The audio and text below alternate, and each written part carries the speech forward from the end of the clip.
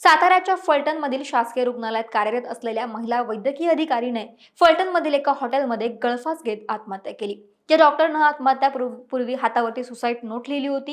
यामध्ये तिने पीआय गोपाल बदने आणि प्रशांत बनकर जो तिचा घरमालक होता या दोघांवरती गंभीर स्वरूपाचे आरोप केले। या दोघांनी माझ्यावरती शारीरिक आणि मानसिक त्रास दिला, त्याचबरोबर 4 वेळा बलात्कार केल्याचं सुसाईड नोटमध्ये लिहिलं होतं। या प्रकरणी दोघांवरतीही गुन्हा दाखल झाला। पोलिसांनी बदने आणि बनकर या दोघांना अटक केली।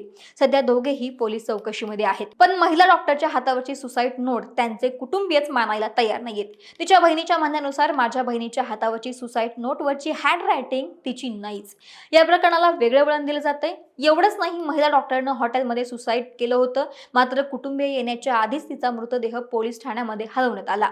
असे अनेक प्रश्न या ठिकाणी उपस्थित झालेले असताना आता डॉक्टरच्या कुटुंबियांनी आणखीन एक मोठा मुद्दा समोर आणलाय। कुटुंबियांच्या म्हणण्यानुसार अद्याप आम्हाला पीएम रिपोर्ट मिळालेला नाही आणि धक्कादायक गोष्ट म्हणजे तिचा मोबाईल 3 वाजेपर्यंत सील करण्यात आला होता। मग व्हॉट्सअपचा लास्ट सीन रात्रीचा का दाखवतोय, याबाबत शंका उपस्थित केल्या जात आहेत।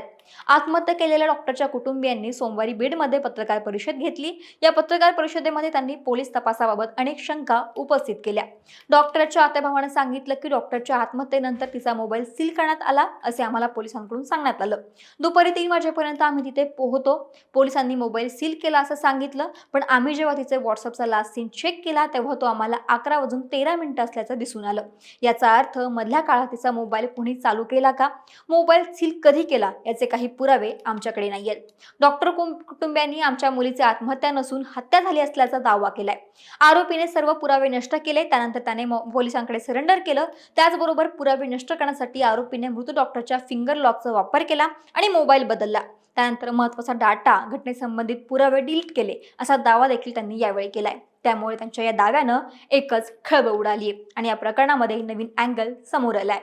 दुसरी धक्कादायक गोष्ट म्हणजे दोन्ही आरोपी म्हणजे गोपाल बदने आणि प्रशांत बनकर यांनी कबूल केले की दोघे सुद्धा महिला डॉक्टरच्या नियमित संपर्कामध्ये होते। डिजिटल पुराव्यांच्या आधारे हे देखील स्पष्ट करण्यात आलेलं आहे। पण आता आरोपी पीएसआय गोपाल बदने जो पोलिसांना शरण आला होता त्याचा मोबाईल मात्र गायब आहे। शरण येण्यापूर्वी आपला मोबाईल त्यानं लपवला असल्याचं समोर आलं आहे। त्याचा मोबाईल अजूनही पोलिसांना सापडलेला नाही। मोबाईल लपवला असल्याची कबुली त्यांनी पोलिसांना मिळाली असून तो नेमका कुठे लपवलाय तो ते सांगत नसल्याचं पोलीस सूत्रांनी सांगितलं। त्यामुळे मोबाईलमध्ये अनेक महत्त्वाचे असलेले मेसेजेस, कॉल डिटेल्स आणि डिजिटल पुरावे असावेत अशी शक्यता व्यक्त करण्यात आली आहे। त्यामुळे आता पोलिसांसमोर मोठं आव्हान उभं राहिले।